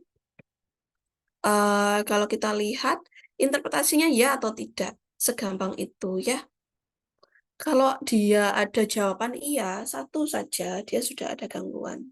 Mungkin gangguan. Karena namanya deteksi dini ya. Kita kan deteksi dini. Jadi ada satu yang ya, berarti sudah mungkin gangguan. Kalau ada ya, satunya kita konseling lagi. Konseling kira-kira kenapa nih? Terus dievaluasi 3 bulan. Kalau 3 bulan nggak ada apa namanya, solusi atau anak tetap, langsung dirujuk. Kalau iyanya 2 atau lebih, dia langsung rujuk. Kayak gitu. Dan rujukan harus disertai informasinya. Oke ya, per 6 bulan. Jadi satu saja yang ya berarti harus ditangani karena emosional. Contohnya ini di pertanyaannya ya. Jadi semuanya harus ditanyakan. Nanti coba ada berapa soal itu kalian lihat di SDDK ya. Jadi apakah anak Anda sering bereaksi negatif, marah atau tegang tanpa sebab yang jelas? Kalau sudah iya ya sudah perlu dikonsulkan anak ini deh. Banyak menangis, mudah tersinggung. Sekali lagi, mulai usia 3 tahun ya. Kalau belum 3 tahun nggak usah pakai ini. Apakah anak Anda cenderung bersikap menentang gitu? Apakah anak Anda tampak lebih memilih untuk menyendiri atau bermain sendiri atau menghindar dari anak seumurnya? Kalau dia seperti itu, Dek, itu harus dikonsulkan. Karena kita udah bilang saya dari awal, anak kecil hidupnya adalah bermain. Kalau dia nggak bermain, ada sesuatu yang bermasalah dengan dia. Entah dia memang suka menyendiri, atau dia menyendiri karena memang ternyata perkembangannya yang tidak maksimal, kayak gitu ya. Jadi sepenting itu. Sekali lagi, mereka hidupnya bermain, yang mana bermain itu adalah social life ya, bukan gadget di sini. Oke, jadi bermain dengan teman sebaya. Jadi PAUD itu sebenarnya bagus, Dek. Tapi jangan sampai PAUD itu akhirnya sifatnya seperti sekolah, jangan. PAUD itu harus hanya bermain.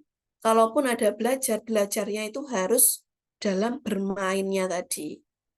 Jadi bermain yang utama, sisipannya belajar, kayak gitu PAUD itu ya. Karena biasanya kan usianya masih 4 tahun, kayak gitu ya. Masih kecil sekali. Nah, terus apakah anak Anda mudah takut atau cemas berlebihan? Berarti dia harus dikonsulkan. Kayak gitu. Jadi deteksi dini ini sangat penting nanti saat anak ini sebenarnya dibawa sama dewasa sih ya. Cuman itu terlalu jauh, tapi ya inilah kita perlu melakukan deteksi dini supaya langsung dikonsulkan secara dini. Kalau anak gini, kalau anak kecil itu dia kan tidak terlalu banyak pikiran kayak kita ya. Makanya kenapa dia yang nggak bisa berdiri menjadi berdiri walaupun dia bolak-balik jatuh ya. Awalnya dia nggak bisa duduk, akhirnya dia bisa duduk dengan banyak usaha. Karena mereka nggak tahu arti kegagalan itu kayak gitu. Jadi saat anak kecil ini ditangani emosionalnya secara dini, dan kalau sudah selesai, dia itu gampang untuk sembuhnya kayak gitu karena masih belum terlalu banyak pikiran. Katakanlah kayak kertas putih ya. Jadi anak kecil itu masih seperti murni sekali kertas putih ya. Jadi penting sekali deteksi dini. Sekali lagi di posyandu yang saya jumpai masih belum ada ini di lakukan. Sayang sekali. Padahal ini sudah dari Kemenkes langsung. Oke, kemudian kalau autisme. Autisme usia 18 bulan ya, minimal ya. Kalau ada indikasi. Makanya kenapa kita kalau sudah usia 18 bulan kita mulai tanya ke ibu. Ada mungkin bisa cerita ibu, tinggal laku anak ibu aktif, apakah ada hal yang mungkin bisa di share kayak gitu. Jadi kita ngomongnya itu bahasa yang sumringah tanpa membuat ibu ini curiga. Ngapain Mbak ini tanya kok kayaknya mungkin merasa terhakimi ibu itu ya. Sekali lagi eh, kasih sayang ibu itu sepanjang jalan ya, selebar itu. Jadi hati-hati saat ngomong ke ibu, karena anaknya itu adalah everything buat mereka. Oke, jadi biasanya kalau ibu ini bilang, Mbak, anakku kok rada angel ya untuk stimulasi bicaranya kayak gitu. Kita bisa cek itu. Terus gak terlalu suka hubungan sosial kayak gitu karena gak pinter komunikasi misal itu bisa ya. Terus perilaku yang berulang-ulang, jadi mundur maju mundur. Pokoknya terlalu aktif ya, itu bisa dicek. Jadi pakai MChat deh ya.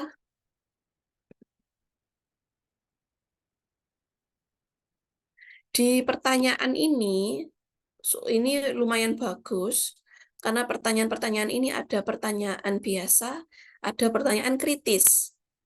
Sehingga nanti akan tahu mana. Jadi gini. Nah, ini ya pertanyaan-pertanyaan kritisnya di sini 2, 7, 9, 13. Tapi semua yang ditanyakan ya. Kalau pertanyaan non kritis berarti di lain ini.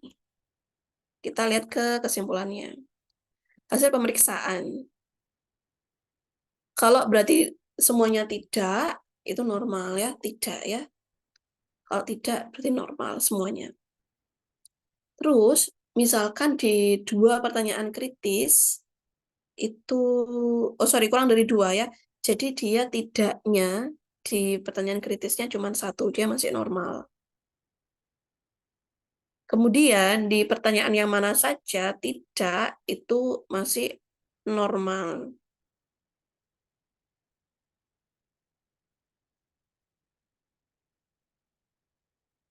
Tapi kalau dia khususon di kritisnya sudah ada 2 dek tidaknya, berarti dia resiko tinggi autisme. Jadi kan kamu tanya nih, ternyata yang pertanyaan kritis itu 2 atau lebihnya tidak bisa. Berarti dia resiko tinggi autisme. Tapi kalau dia bukan yang dikritis, di mana saja jawabnya 3, yang tidak itu 3, itu autisme. Agak susah ya, coba kita cek aja. Kita cek. Jadi yang kritis ini mana sih? 279 ya. 279. Jadi misalkan, Ibu, apakah anak Ibu tertarik dengan anak-anak lain, jadi suka bermain dengan anak-anak lain? Enggak, Mbak. Kayak gitu. Tapi semuanya iya, berarti dia masih normal. Oke, terus ini kan pertanyaan kritis ya, nomor 2 ya. Terus kita ke nomor 2 tadi. Nomor 7. Eh, kalau anak kecil kan kalau suka, dia kan sering nunjuk. Kalau misalkan kayak ke mall, mau ini mah, mau ini, dia tuh nunjuk-nunjuk, suka banget. Coba kalau kalian punya adik kecil, terus ajak ke mall, suka nunjuk mereka.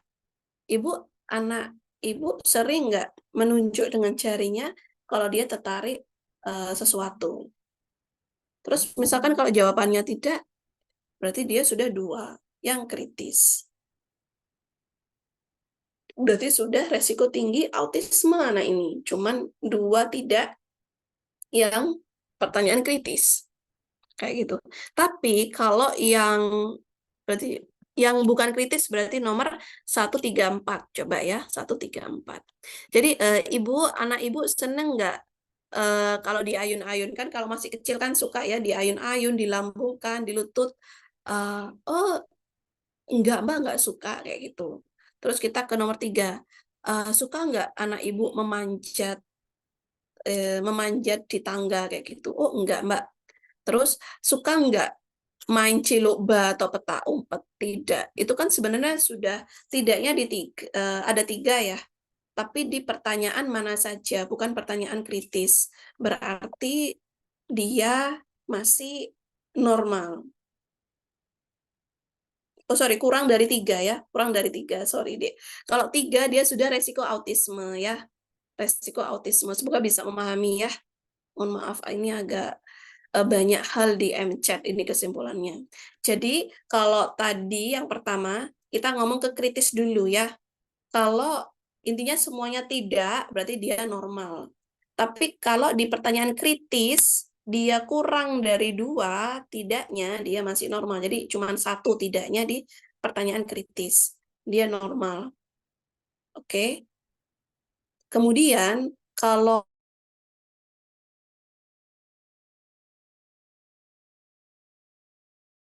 dia tidaknya di pertanyaan cuma dua atau kurang dari tiga, berarti dia masih normal. Oke, terus kita ke kritis lagi. Kalau dia sudah ada jawaban tidaknya dua di pertanyaan kritis, atau lebih pastinya, dia sudah resiko tinggi autisme. Ya, di kritisnya. Jadi kenapa kritis itu penting sekali ditanyakan semuanya intinya. Tapi kalau dia di non kritis, ya jawaban tidaknya itu ada tiga atau lebih, dia sudah resiko autisme. Jadi semoga bisa memahami. Makanya kenapa penting kalian ngeprint ini saat di posyandu. Tapi sayang sekali saya bilang ke kalian, mereka cuman masih cek pertumbuhan anak kayak gitu. Karena yang diprioritaskan sekarang kan masih stunting ya. Padahal sebenarnya emosional anak itu sepenting itu sebenarnya. Banyak anak sehat mengalami mental issue, padahal dia sehat, nggak stunting. Ya intinya sepenting itu untuk emosional anak dicek ya. Ini pertanyaan-pertanyaan kritis ya. Jika dijawab tidak, berarti memang dia punya resiko tinggi autisme ya. Kalian ini oke. Ke GBPH, gangguan pusat perhatian ya, dan hiperaktivitas. Jadi ADHD bahasa Inggrisnya. Untuk usianya dia 36 tahun 36 bulan deh ya. Jadi baru 3 tahun. Kalau emosional 3 tahun minimal, untuk apa tadi autis 18 bulan minimal, untuk GBPH 3 tahun. Jadi emosional sama GBPH ini mirip usianya ya. Jadi kalau misalkan iya Mbak, anak saya tuh nggak bisa duduk tenang, pengen bergerak tanpa tujuan, nggak kenal lelah, pokoknya tuh terlalu aktif kayak gitu. Misalkan gitu ya ibunya ya, kita bisa cek GBPH anak ini deh. Sekali lagi beberapa riset yang menyatakan deh ya, walaupun tidak semua, tapi riset ngomongnya gini, anak-anak yang paparan gulanya tinggi, apalagi sebelum tidur ya, permen, coklat, roti gitu ya, apalagi anak yang sensitif sama konsumsi terlalu banyak gula, itu tidak jarang menimbulkan tingkah laku yang impulsif. Jadi tidak mau diem. Nah, jadi bisa kalau misalkan nanti anak ini GBPH, kemungkinan GBPH setelah kita cek, kita tanyakan konsumsi gula anak ini bagaimana, kayak gitu. Oh iya Mbak suka coklat. Jadi kita perlu mengontrol bagian itu. Setidaknya sebelum tidur atau habis maghrib itu sama sekali nggak megang makanan manis sama sekali, kayak gitu. Anyway, ini jadi keluhan-keluhan yang mengindikasikan kita perlu anak cek GBPH. Jadi nilai 0, 1, 2, 3, kalau 0 dia tidak ditemukan, 1 kadang-kadang, 2 sering, 3 selalu ada di total. Kalau totalnya kurang dari 13 berarti dia normal. Berikutnya kita kaji kembali 6 bulan ya, karena kan karakter itu tidak mudah hilang. Jadi dicek kembali 6 bulan, kemudian kalau ragu-ragu cek kembali sebulan berikutnya. Jadi misalnya kalau posyandu sebulan ya berarti pertemuan posyandu berikutnya. Kalau lebih dari totalnya 13 atau lebih, berarti dia kemungkinan GBPH, langsung dirujuk. Jadi kemarin ada kakak tingkat kalian itu mengecek ya, hubungan suka makan makanan manis, makan minum manis dengan resiko GBPH. Ternyata hubungan ini dilakukan di PAUD dan hubungannya ada signifikan. Jadi anak-anak PAUD yang konsumsinya tinggi atau suka makan manis dan minum manis itu meningkatkan resiko kemungkinan GBPH kayak gitu. Contohnya seperti ini, jadi ada 10 soal. Bukan contoh ya, ini adalah kuesioner GBPH. Jadi anak ibu tidak kena lelah, aktivitas yang berlebihan kayak gitu ya. Dilihat apakah dia kadang-kadang, sering atau selalu ya. Semakin tinggi berarti semakin tinggi intensitasnya. Suka gembira, impulsif itu ya seperti sebenarnya nggak kena lelah ya. Impuls, jadi sarafnya elektriknya tinggi di sini. Intinya aktivitas yang berlebihan. Kemudian mengganggu anak-anak lain. Ibu anak suka ganggu anak lain nggak kayak gitu. Gagal menyelesaikan kegiatan yang baru saja dimulai. Rentang perhatiannya itu pendek. Jadi gampang terdistraksi. Karena tadi impulsifnya tinggi sekali ya. Menggerak-gerakkan anggota badan atau kepala secara terus-menerus. Gak mau diem gitu ya. Intinya kurang perhatian, mudah teralihkan. Permintaannya harus segera dipenuhi. Kalau enggak dia frustasi. Sering dan mudah menangis. Suasana hatinya mudah berubah dengan cepat dan drastis.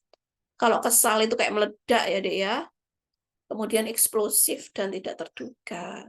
Di total, kalau dia kurang dari 13 dia normal, kalau dia 13 ke atas sudah resiko GBPH, langsung dirujuk aja. Karena kalian di posyandu nggak ada waktu untuk melakukan pengecekan. Gitu, itu GBPH ya. Terus saya mau ke ini dulu sebentar.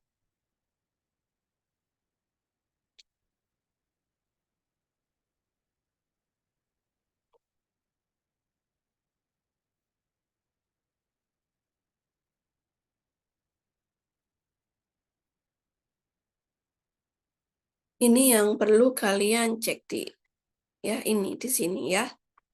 Coba saya lihat dulu. Ya sudah. Jadi semua yang kalian lakukan seharusnya formulirnya seperti ini deh. Seharusnya ini sudah Kemenkesnya pinginnya seperti ini. Untuk memastikan kalian itu mengecek secara komprehensif. Namun ya tadi sayangnya eh, ya terbatasan waktu, tapi seharusnya kita bagaimana mencari waktu yang pas sehingga anak-anak ini bisa dikaji, dideteksi secara komprehensif. Seharusnya seperti ini formulirnya. Jadi gini, puskesmas mana, kecamatan, kabupaten, posyandu itu kan biasanya dari puskesmas ya. Tapi kalau puskesmas ya nggak apa-apa ya. Nama, ayah, nama ibu, ayah ya. Kemudian tanggal lahir anak, kemudian tanggal pemeriksaan jangan lupa sehingga dapat umur anak. Keluhan utama kalau nggak ada ya sudah pengecekan pengecekan tumbuh kembang anak gitu aja. Kemudian apakah anak punya masalah tumbuh kembang nanti dicek di akhir ya. Yang pertama yang tadi berat badan berapa, tinggi badan atau panjang badan berapa.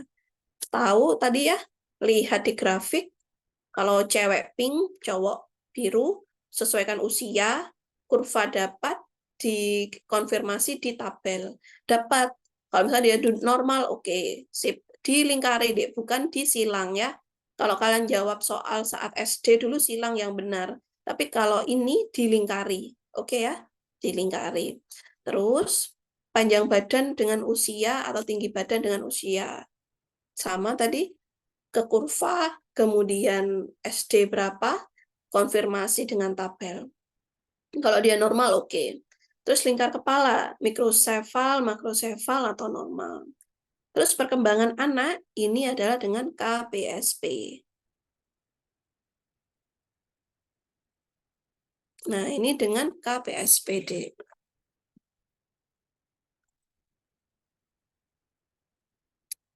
sesuai, meragukan, penyimpangan tadi ya. Kalau dia pertanyaannya kan 10, kalau dia bisa 9 sampai 10 berarti yang dilingkari sesuai ya. Dilingkari aja, pokoknya jangan disilang. Kalau dia yang bisa 7 sampai 8 berarti meragukan, dilingkari. Kalau dia bisanya kurang dari 7 berarti dia penyimpangan ya. Oh, oke, di sini penyimpangan nulisnya ya. Oke lah ya. Seharusnya kemungkinan ada penyimpangan ya. Kemungkinan ada penyimpangan. Kalau dia sesuai, jumlah jawaban ditulis di misalkan 10. Atau misalkan 9, jumlah jawaban tidak 1.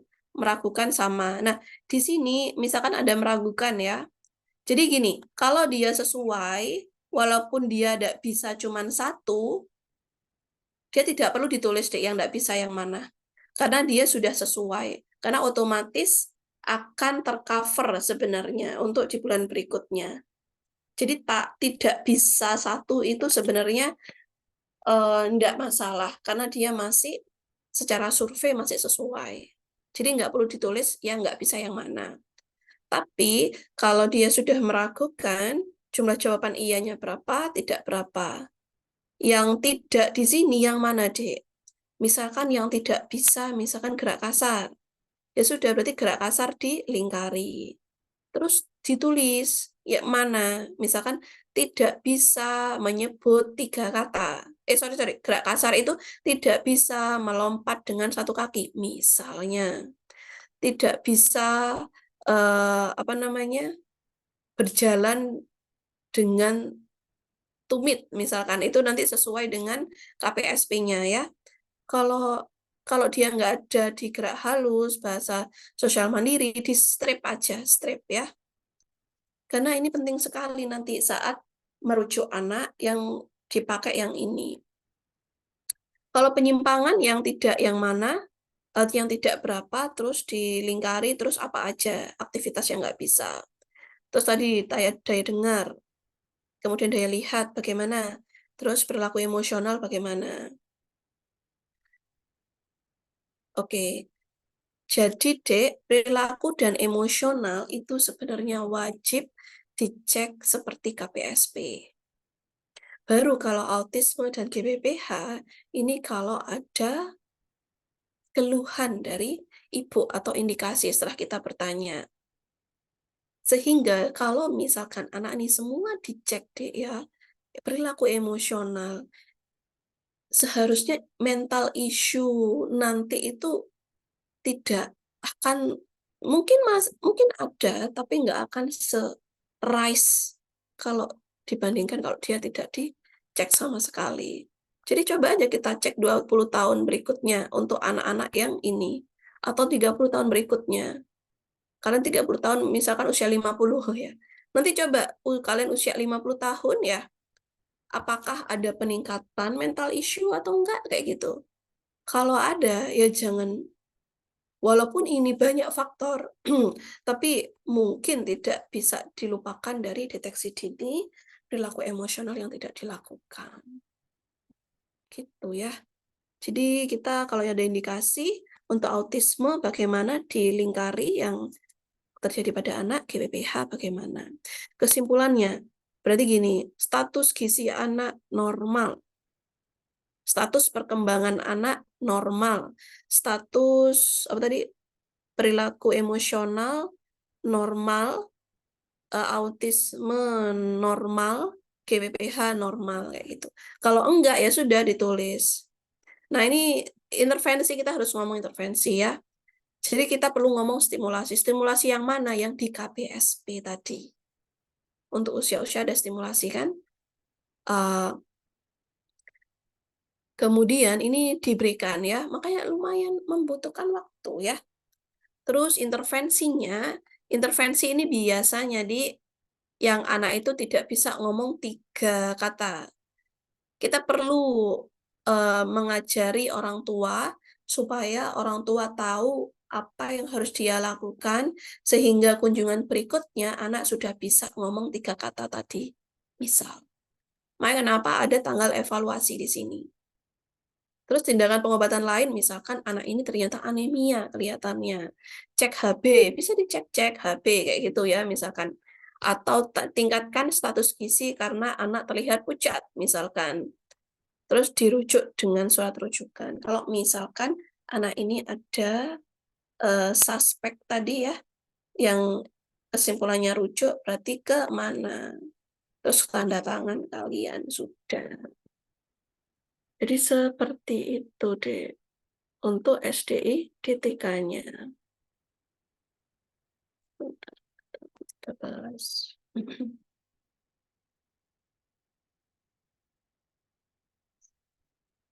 Oke, itu saja. Sebentar, masih ada nggak?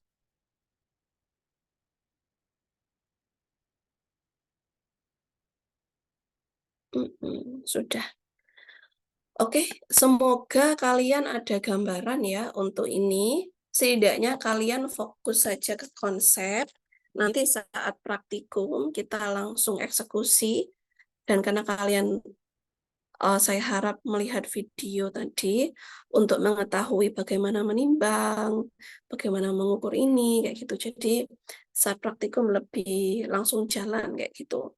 Karena nanti saya ingin setelah praktikum kalian ada praktek besar, tapi work from ya assignment di rumah. Jadi pakai kelompok. Nanti setelah praktikum aja. Jadi kalian mencari anak sehat, entah itu kalau kalian punya adik, alhamdulillah ya, atau mungkin tetangga kalian yang masih kecil, itu kalian cek langsung SDI DTK-nya, kayak gitu. Dan jangan lupa kalau untuk SDI DTK, setidaknya kasih jajan lah ya. Biasanya jajan biskuit yang keju, yang bolu, itu mereka suka bolu sama susu Ultramilk aja. Itu berapa sih Ultramilk? 3.000 ya? 3.000 sama kasih bolu 2 3.000 ya, setidaknya 10.000 lah ya. Menurut saya kalian nggak berat ya. Cuman ke satu anak aja. Nanti setelah praktikum ya.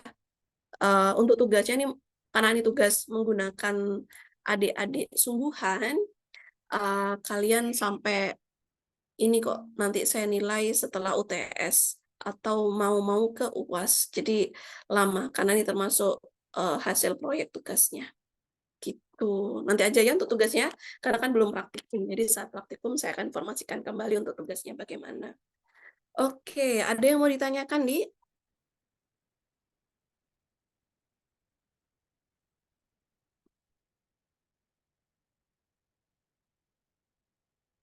Atau sudah jelas semua? Insya Allah jelas. Oh, alhamdulillah ya. Oke, jadi kalau kalian punya adik, cek aja sendiri ya. Pokoknya jangan kaku kalau ngomong ke anak-anak. Kalau ngomong ke anak-anak tuh bahasanya yang seperti saya informasikan sebelumnya, harus agak nyaring, bukan suara dalam, bukan iya, bukan, tapi iya adik, kayak gitu. Jadi pakai suara yang seperti itu membuat bahasa yang ramah untuk anak-anak. Oke, kalau tidak ada pertanyaan kembali, terima kasih banyak sudah hadir di Zoom ya. Semoga nanti praktikum saya ada waktu untuk kalian, karena lumayan penting juga. Jangan lupa lihat videonya, dan jangan lupa absensi di, kalau nanti ada gangguan ya sudahlah, nggak apa-apa. Karena ini daring, nanti saya cek kembali. Apa mungkin saya share screen dulu, apa namanya, print screen kalian dulu aja ya. Mulai dari eh, ada 5. Ya udah, yang pertama dulu saya screenshot kalian dulu. Oke, bentar. Terus saya ambil.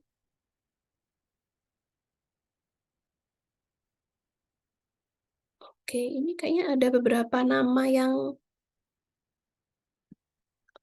ya, saya mulai halaman pertama kembali aja, khawatir ada yang miss. Oke, saya ke halaman kedua, kemudian halaman ketiga, terus keempat, terus kelima. Oke adik-adik, jadi semoga kalian setidaknya memahami konsep ini karena nanti akan dipakai seterusnya kalau kalian terlibat sama kehidupan anak-anak kayak gitu ya. Terima kasih, bisa kita akhiri. Semoga kalian semangat selalu dan selalu jaga kesehatan. Assalamualaikum warahmatullahi wabarakatuh. Waalaikumsalam Waalaikumsalam warahmatullahi wabarakatuh. warahmatullahi Terima kasih, wabarakatuh. Nur. Terima kasih, Sehat Nak. selalu. Oke, Terima sama-sama kasih. di